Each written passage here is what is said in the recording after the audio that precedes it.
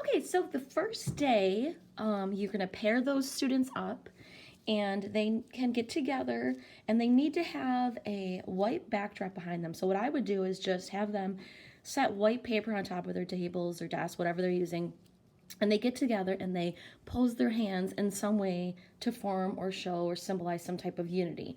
So this was my son and I, and we did the heart shape with their hands, but there's lots of other things they could do. I mean, they could be doing a high five, they could be doing like a handshake, but one of them can take the picture, or they can have another classmate take it if it's easier for them.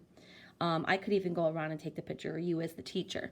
So that is what you do on the first day. You go over the lesson, you read the story, go over all those details, and then get them together, pair them up, have them take their pictures. Then you're going to print them and have them ready for the next class. This all depends on how much time you have. If you have longer classes, you may be able to print them the same class and start the next step. My classes are only like 30 minutes, so I really have to break it down into steps. So now for the second day, you're going to give that discussion all about skin tone and where that comes from. And then you're going to get together the paint colors, and you really need paint to do this part of the project. Tempera paint is what I'm using because elementary schools always have it. It's more affordable than like your acrylics or your oil-based paint, and safer.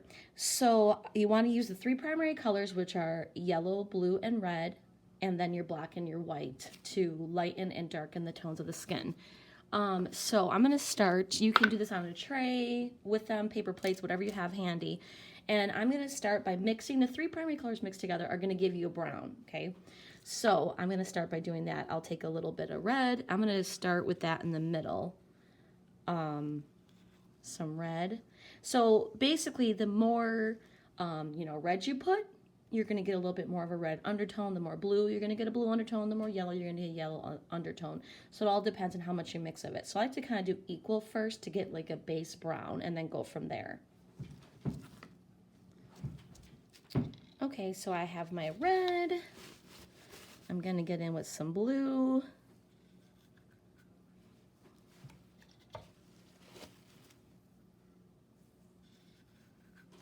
Like I said, I'm trying to get it about even, but these are just like estimates. I'm going to get some yellow in there. And then they're just going to start to mix it. And as you're mixing, you'll kind of see. This is a hard way to mix color with these primaries, but it's a good way to start them with learning about color mixing and skin tone. So obviously I have a lot of blue and yellow, which make a lot of green, so I'm going to add some white in there as well. But I'm going to get more red right now. I'm going to give us a little more purple. Get some more yellow. And it's just kind of like they're playing around to start with getting that first brown. Ooh.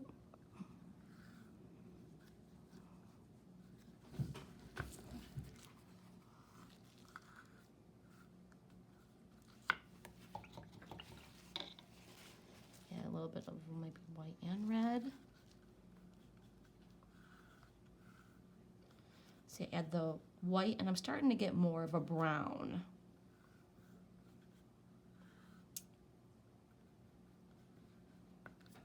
Get some more yellow in there. And you'll even, right now we're getting a real tan color.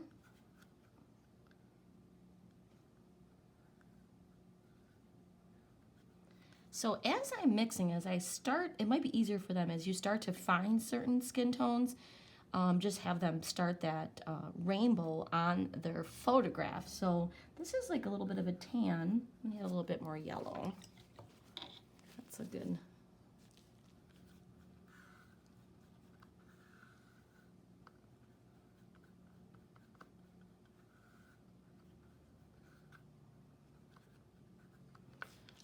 It's a little bit of a tan. So I'm going to take my photograph, so they'll get their photographs out, and they're going to start their rainbow within the photograph somehow. I like to put mine right over the hands, kind of going from one hand to the other, showing that sense of unity. And I like to use a flat brush for this, a flat head brush, because you're gonna get a better line.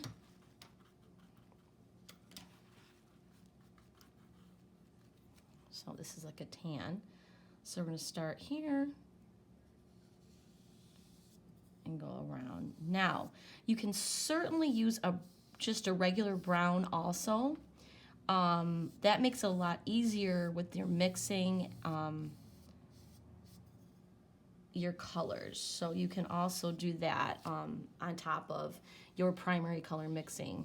And then you don't have to worry, because it can be really tricky to get a really good brown from mixing your primaries.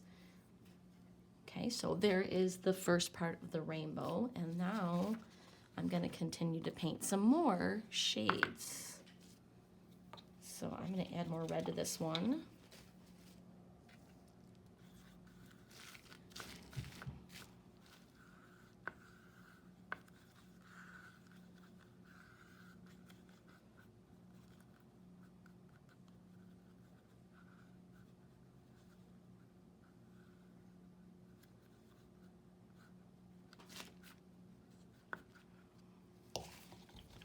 A little bit of black.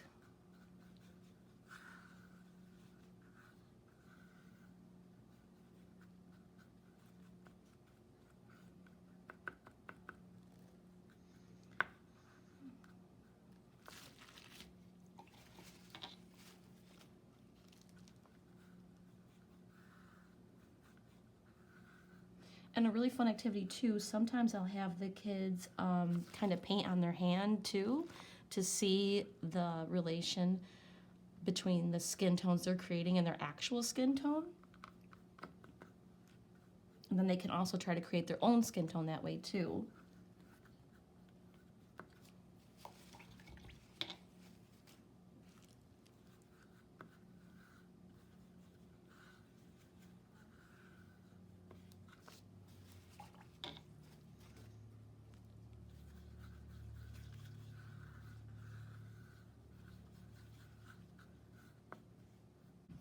Okay.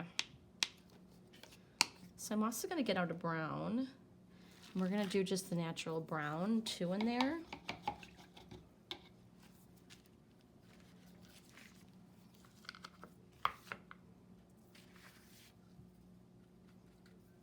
So I need to take it. Now when you use the flathead brush, you're just dragging it. Start it right next to that last line of the rainbow and then just drag it around. All the way to the other side. Okay. And now I like taking that brown. Then you could add other shades to it also. You could take the brown and add some black to it to make it a little bit of a darker color. Anytime you add black to a color, it's called shading, and it's making the color darker. You add white, that's called tinting, and it's lightening up the color. So I'm gonna do some black with that brown, and you're getting a darker shade of brown.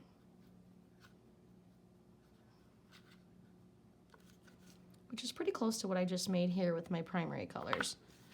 I just want to make sure it's not the same, and then you can get that one in there too. I'm going to put that one here.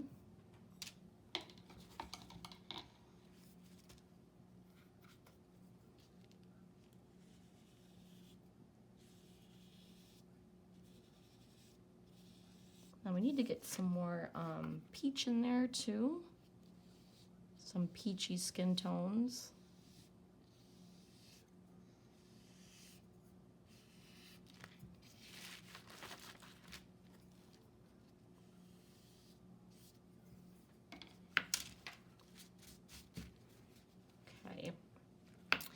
So when I make my peach, I like to create an orange first with the red and the yellow, because red and yellow are going to make an orange.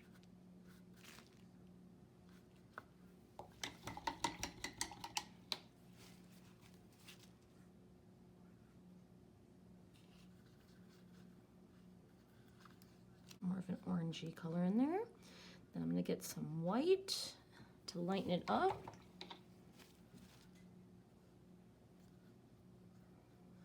And you start to see like that peach kind of color.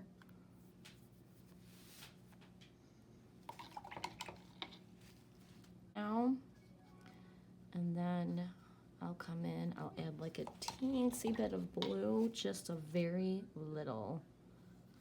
The blue in there. Come back, get more red and yellow, just kind of play with the colors. You'll see it starting to get in there, that good kind of base peach. Some more red and yellow.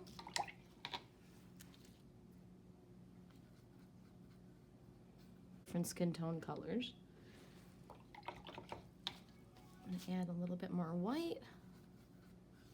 Well, you have a really good tan right now tone. So I'm going to put that color on the rainbow.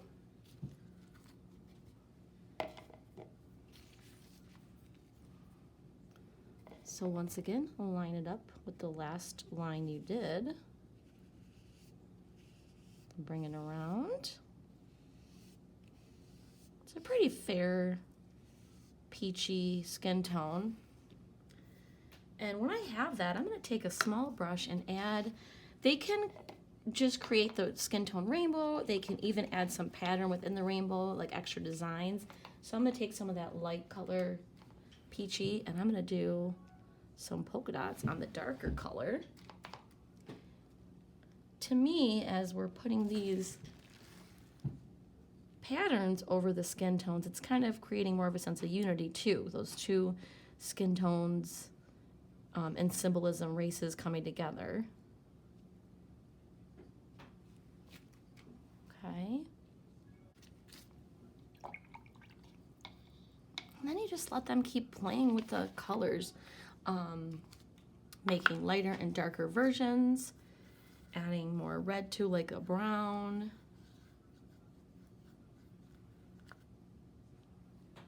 A little bit more red and then some white. So yeah, this is great for the kids to kind of play and make their own discoveries. A bit of white. And when they put it on their hand, they can just see how it, yeah, that looks like a skin tone. It might be not be mine, but it is a skin tone. Okay, once again, take a little bit of that.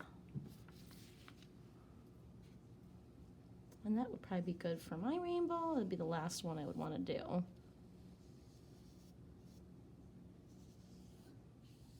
And I can go back and add any more patterns in there that I want.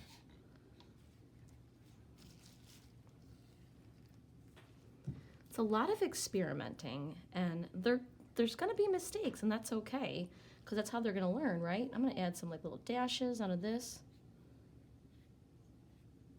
I made and get that in the peach. I'm gonna add some kind of zigzags. And you don't have to do a pattern on every line of the rainbow. And like I said, they don't have to do one at all. And if they have an idea on using their skin tones in other ways, I mean, let them be creative. If they wanted to paint inside the heart, if they did the hearts, if they wanted to create a heart somewhere on their paper, let them get creative and kind of experiment. And then that's it. And then they let dry and they look really great hung up, and they're a great symbol of unity and diversity. I hope you enjoyed this.